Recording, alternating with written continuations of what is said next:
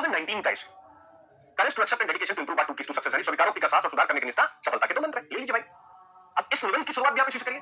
हालांकि अब देखिए शब्द बदल जाएंगे, वो सपने जो भारत को सोने ना दे उसमें सीधा आएगा। हाल में वर्ल्ड इकोनॉमिक फोरम की जो रिपोर्ट आई है जिसमें भारत का समथिंग समथिंग समथिंग रैंकिंग सब बता देंगे, ये वो स्वप्न है जो भारत को सोने नहीं दे रहा। क्यों? क्योंकि संविधान की प्रस्तावना में भारत के शासन और नागरिकों दोनों के सामने यह आदर्श रखा है संविधान बनाने वाले ने, कॉन्स्टिट्यूशनल मेकर्स ने, कि हम सोशल जस्टिस, इकोनॉमिकल जस्टिस और पॉलिटिकल जस्टिस तीनों आदर्श को प्राप्त करेंगे। और आजादी के 77 से ज्यादा वर्ष हो रहे हैं, आज हम उस लक्ष्य को प्राप्त नहीं कर पाए। क्यों? क्योंकि ग्लोबल जेंडर गैप वही मापता ही है, social justice, economical justice and political justice. आप देख सकते हैं सोशल में हेल्थ हो गया, एजुकेशन हो गया, इकोनॉमिक में जो भी महिला पुरुष कार्य भागीदारी दर है, labour force participation rate male और फीमेल का, पॉलिटिकल आपको पता है, यानी पार्लियामेंट में हमारी पार्लियामेंट्री सिस्टम में महिलाओं की भूमिका, तो आपने बता दिया वो सपने जो सोने ना थे कि भाई कॉन्स्टिट्यूशन के प्रीएम्बल में। आप देखिए इस रिपोर्ट को आपने कॉन्स्टिट्यूशन के प्रीएम्बल के साथ भी जोड़ दिया, तो आपकी जो डेप्थ है स्टार्टिंग में ऐसे की शुरुआत में एग्जामिनर को पता लग गई। अब दूसरा इसी को देखिए, आप कहां से, courage to accept and dedication to improve.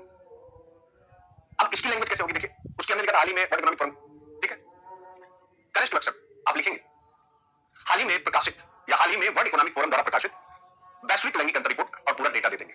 उसके बाद लिखेंगे भारत की स्थिति पिछले वर्ष से भी कमजोर है और हम साउथ एशिया में सबसे नीचे पैदावार में से एक देश है। यह स्थिति भारतीय पॉलिसी मेकर्स को नागरिकों को इस बात के लिए प्रेरित करती है कि वो स्वीकार करें कि इस रिपोर्ट के जो चारों पैरामीटर है उस पर हम बेहतर काम नहीं कर रहे। अब हम सबको मिलकर इस पर बेहतर काम करना है और स्वाभाविक रूप से तभी हम इस रिपोर्ट में एक मजबूत स्थिति प्राप्त कर रहे हैं। और यह रिपोर्ट अपने आप रिपोर्ट नहीं है, यह लैंगिक समानता के माध्यम से, जेंडर इक्वलिटी के माध्यम से जीडीपी को बढ़ाने का एक मार्ग भी है, पाथवे भी है, रास्ता भी है।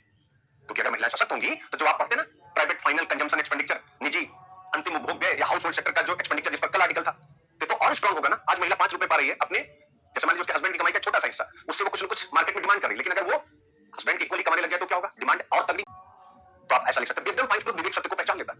तो पॉलिसी मेकर्स के विवेक को भी पहचानना चाहिए, ये समस्या आप यहां भी डाल सकते हैं। विजनरी डिसीजन लेने का समय आ गया है, आप ऐसा डाल सकते हैं, कुछ भी आप उसी नदी में दोबारा नहीं उतर सकते। You can't step twice in same river.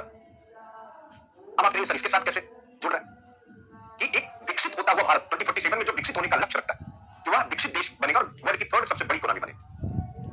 पर वहां पर आप देखें कि अगर हम जेंडर गैप रिपोर्ट को देखें तो हम पिछले वर्ष के मुकाबले 2 रैंक नीचे जा रहे हैं। अगर हम काम नहीं करें तो अगले वर्ष हमारी स्थिति और खराब होगी। इसलिए हम कह सकते हैं कि हम उसी नदी में दोबारा नहीं उतर सकते, फिर से हम पिछली रैंकिंग से भी नीचे नहीं जा सकते। समय आ गया कभी से हमें ताकतवर बनना है, यानी हमें अपनी रैंकिंग सुधारनी है। तो आप किसी भी प्रकार से इसको ले सकते हैं, यानी केवल इतनी सी रिपोर्ट।